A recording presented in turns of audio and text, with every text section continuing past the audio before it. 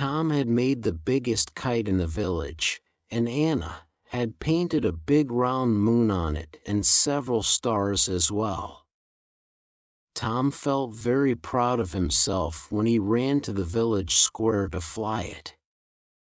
"Stand back," he said, as the girls and boys came crowding round him.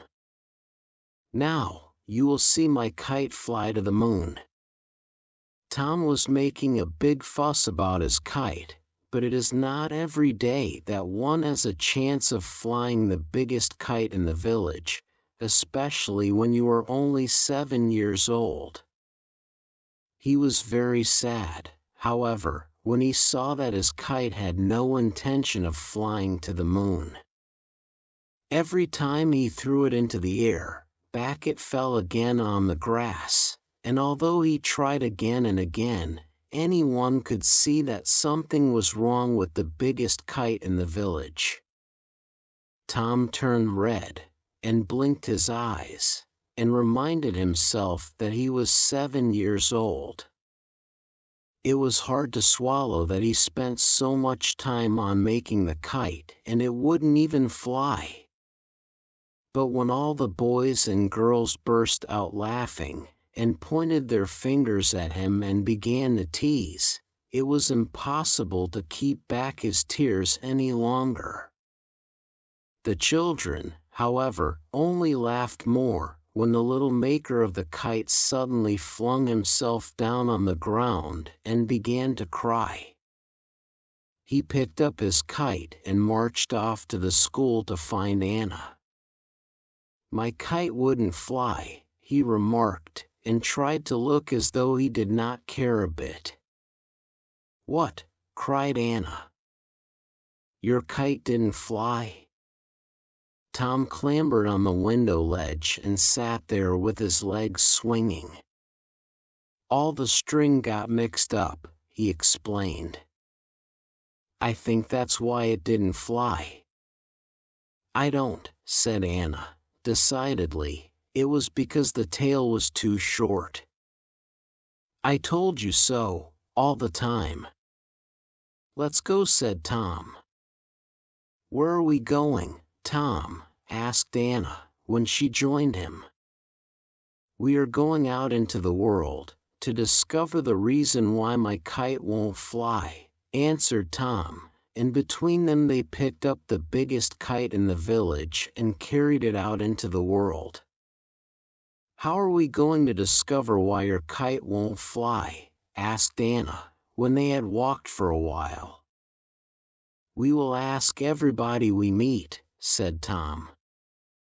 "Surely there is somebody in the world who can tell us, and we will not rest until we find him." "How long do you think we shall have to go on walking before we find the right person?" "Perhaps for years and years," answered Tom, cheerfully. "But if we are quick, we may meet him sooner than that." It was beginning to grow dark now, and they didn't see anyone. "The world is not so full of people as I expected to find it," said Tom, in a disappointed tone. "I do hope we shall soon meet someone who will know why my kite won't fly." Then he heard Anna sobbing. "I'm so hungry," she said. "Can't we go home, Tom, and put off seeing the world until tomorrow?" "I am afraid I don't know the way home," he said, "but if you will wait here, I will go and get you something to eat." He was not sure where he was going to find it, but he hurried along the road as fast as he could. On the road he met a little old man, who was carrying a large sack on his shoulder. "Well, my little fellow," he said in a friendly tone, "what do you want out of my bag?" "That depends on what you have got in your bag," answered Tom.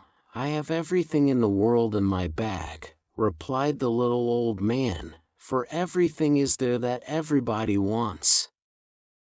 I have laughter and tears and happiness and sadness. I can give you riches or poverty, sense or nonsense. Here's a way to discover the things that you don't know, and a way to forget the things that you do know. Will you have a toy that changes whenever you wish, or a book that tells you stories whenever you listen to it? Choose whatever you like and it shall be yours. But remember, I can only give you one thing out of my bag, so think well before you make up your mind. Do you have something to eat in your bag? He asked. The little old man smiled and pulled out a small cake. The old man disappeared, sack and all, the moment he had given Tom the cake. So back trotted Tom to the place where he had left Anna. "What a beautiful cake," she cried. "It tastes like strawberry jam and toffee and ices, and all the things I like best. And see, as fast as I eat it, it grows back. Take a bite. It tastes like currant buns and ginger beer and all the things I like best. It is certain that we will never starve as long as we have a fairy cake like this." Then he told her how he got it. "Perhaps," remarked Anna, "the little old man could have told you why your kite wouldn't fly." "Perhaps he could," said Tom, "but I didn't think to ask him. We'll ask the next person instead." When they looked round for the kite, it was nowhere to be seen. The moon came out from behind a cloud and helped them as much as it could, but although they searched for a long time, they couldn't find it. "Perhaps I went to sleep while you were away, and somebody took it. But I did think I was awake." "You were." "It's not your fault," cried a voice from the hedge. Of course, no one but an elf would have appeared like that, just in time to say the right thing, so the children were not at all surprised when an elf came tumbling out of the hedge. "Do you know where the kite has gone?" asked both the children. "Look up there and see," answered the elf, pointing to the sky. The sky was covered with stars, hundreds and thousands of them, all twinkling round the moon just as Anna had painted them on the kite. One of them was different from all the others. It had a long bright tail that glittered like a Christmas tree ornament, and it was scurrying across the sky at such a pace that the rest of the stars had to get out of its way as best they could. Most of the people who looked out of their windows that night thought they saw a comet, but Tom and Anna knew better. "Oh," they cried, clapping their hands with excitement. "There is our kite, and it is flying to the moon after all." "There's no doubt about that," said the elf. "But why did it not fly to the moon this afternoon, when all the other boys were looking on?" asked Tom. "Because there wasn't a moon to fly to, of course," answered the elf. "Then, if I had painted the sun on it, instead of the moon, it would have flown away this afternoon," exclaimed Anna. "You're right," said the elf. "Why did you paint the moon?" "Well, you see, the moon is so nice and easy," explained Anna. "All you have to do is to draw a circle round the biggest plate you can find, and then you take away the plate, and you paint in the eyes and the nose and the mouth, and there you are." "Do you want to go to the moon?" asked the elf. Anna looked round, and there was Tom still gazing up at the star with the long tail, that was causing so much commotion among the sky. Just then, it reached the moon and went straight into it with a big splash. "Yes, very much," Tom told the elf. "It's not the moon we want, it's the kite." and the kite has gone to the moon. I wish it had waited to take me with it. I shall have the greatest pleasure in taking you there. I'll call a comet at once." He put his fingers to his mouth and blew a whistle that was long enough to reach the sky. Down swooped a great shining comet. The children climbed onto its broad glittering tail and held tightly to each other. The elf took the steering wheel and then up they flew at a terrific pace, right through the wonderful blue darkness that stretched all round them. It grew lighter and lighter as they came nearer the moon. And there were less stars, for stars prefer to shine in a place where they can be seen. The elf landed the comet on the moon. The kids were amazed. The moon was beautiful. Tom was looking everywhere for his kite. Then something almost crashed into them.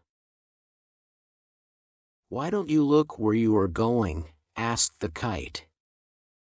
And the comet made a snarky comment back.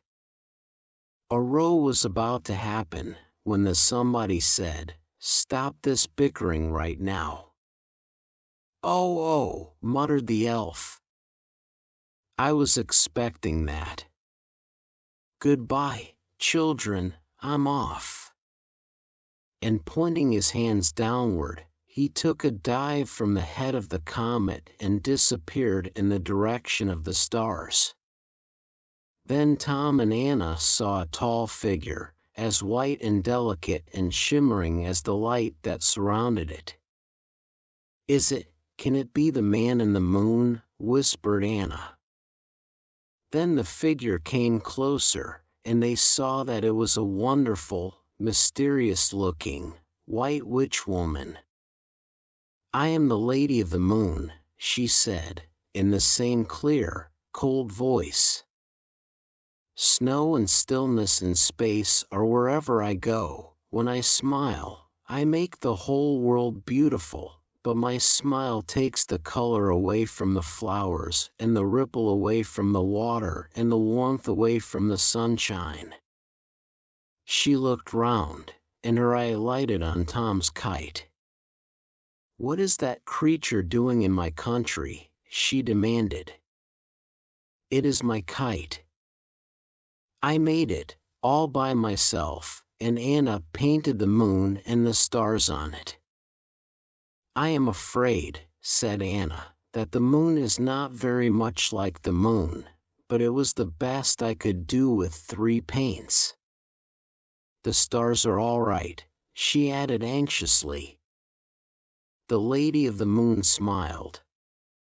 "Stars, indeed," she observed. "What does it matter how the stars are painted? The moon is far more important, and you have made a regular muddle of that. Who brought you here?" "The elf brought us," explained Tom. "He was here a minute ago, but he has just left." "Please, may I take my kite back with me?" he asked boldly. "I want to show the other boys and girls that it did fly to the moon after all." "Go, go, go! Dawn is coming, and you will be swallowed up in the setting of the moon," she screamed at them. "Go, go, go! Jump, Anna, jump!" he shouted. Tom and Anna were sitting on the top of the biggest kite in the village. "Now," said Tom to his kite, "you take us home straightway."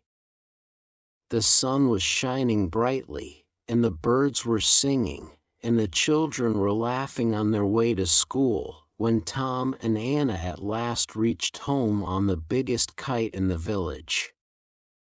"Oh, oh!" cried all the boys and girls, rushing up to them in great excitement. "Tom and Anna have been sailing on the biggest kite in the village." "Where have you been, Tom?" Didn't I tell you my kite was going to the moon?" Then Tom went home to breakfast, but the kite sailed back to the sky.